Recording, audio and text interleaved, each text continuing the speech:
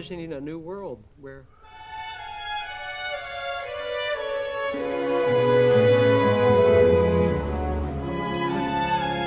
didn't know about this custom. I said, sure, we'll be happy to do that.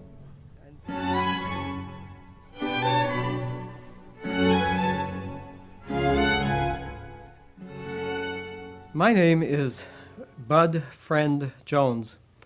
I'm the senior minister at the First Congregational Church of Crystal Lake, which is a suburb of Chicago.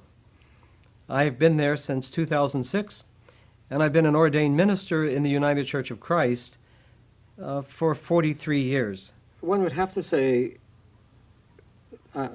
through an uncanny ability to build a global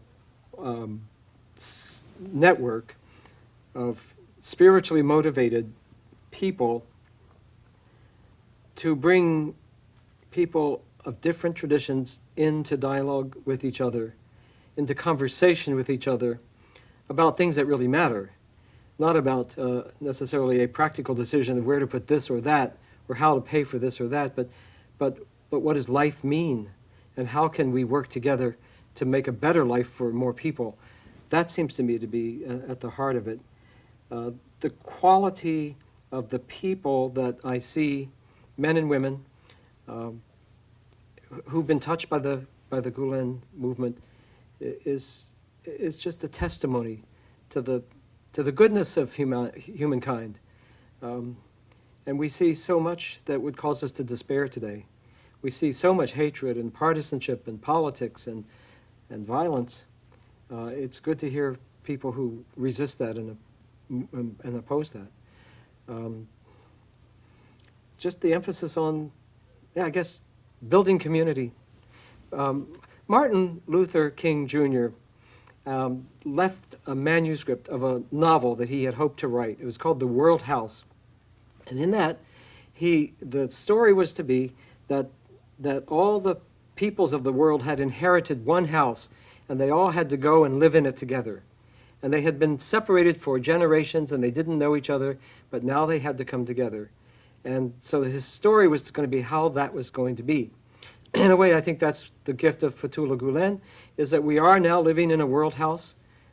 Like it or not, we're in a world house. And so how can we learn to love and respect and understand and cooperate with each other? I often think about it as Turkish Islam, but maybe it's Hizmet. There's a kind of hospitality.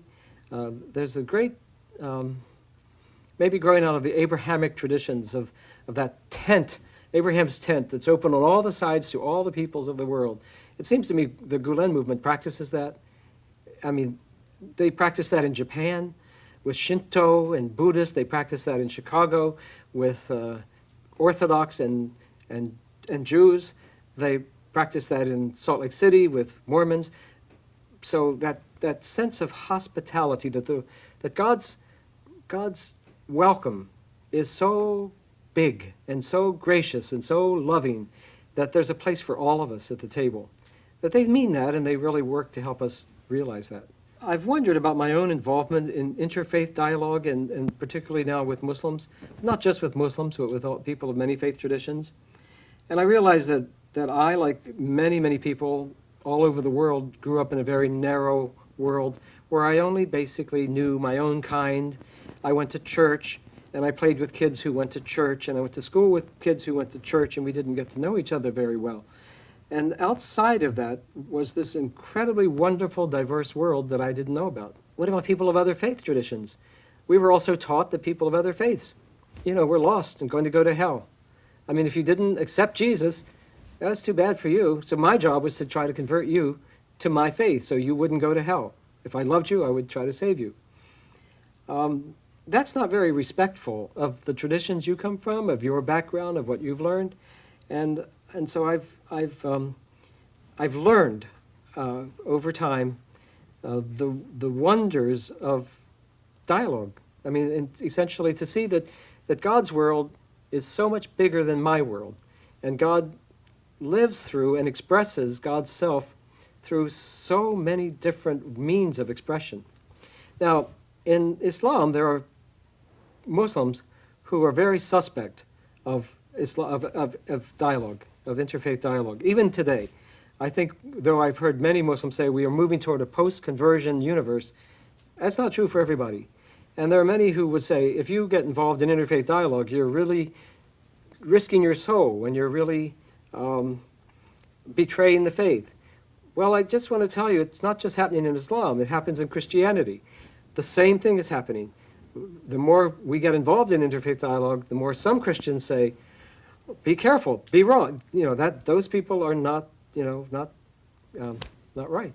It happens in every religion. And so sometimes I think in order for there to be interfaith dialogue that's significant, we have to at the same time have intrafaith dialogue. We have to be talking to people in our own traditions about our own text and our own approaches. Hizmet and the Gulen, certainly in the Gulen writings, for example, they're based in Islam. They're not based in any vague universal religion. They're based in Islam. He quotes Quran, he quotes Hadith, he quotes Islamic tradition, stories, all of that. So he's having an internal dialogue at the same time he's talking to us, helping other Muslims to see that the world is a lot bigger maybe than that they originally thought. When the Niagara Foundation took a group from our church, and they took a group of 18 from our church over to Turkey, they introduced us to this emphasis on education that's so important in the Hizmet movement. We visited really fine science school. We visited Fatih University. We visited elementary schools. We went into laboratories. It was really a fantastic and eye-opening visit. And I learned that they don't just have a few schools, that this is one of the primary emphasis of the movement, is the emphasis on education.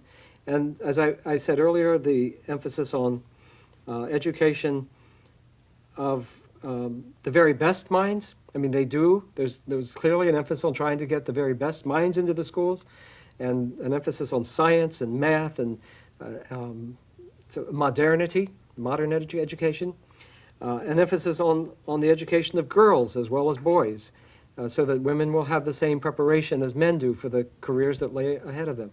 That's all really wonderful. Hizmet works around the world to overcome poverty, and they do it in a very unique way, I think, in some ways in a modeled way that could be emulated by others.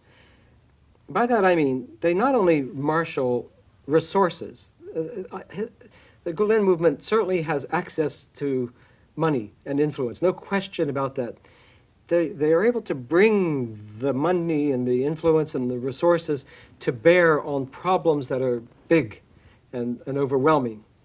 But they don't do it in a bureaucratic, or necessarily a bureaucratic or standoffish way, like, here's the money, now go make it right. They back it up with volunteers. That's part of the movement service. And so people will go. And so it's person to person, heart to heart, with the support of the resources of the movement. Doctors will go where there's a need for doctors.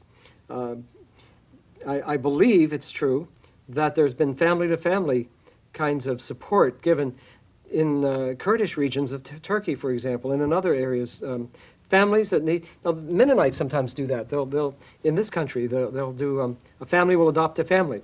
And that makes a lot of sense. If you've got a family that's intact and managing well, it's good that they can connect with maybe a family that's a little bit challenged and needs some additional support.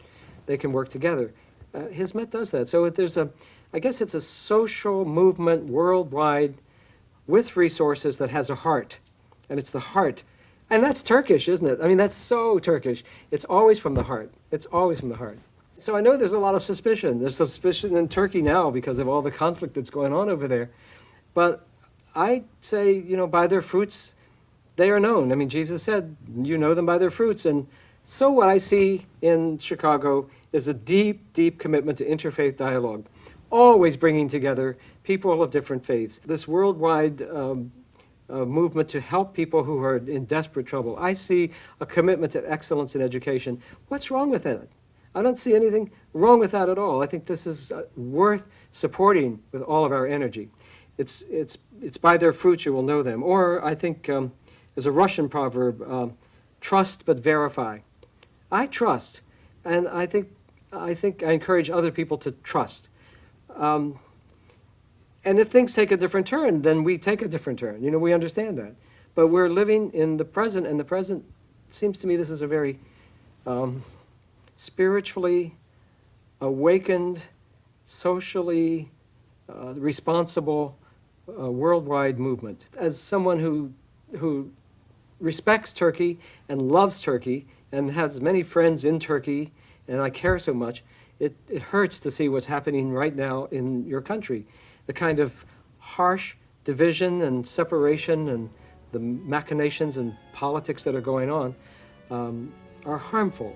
And they're harmful in people's perception of Turkey.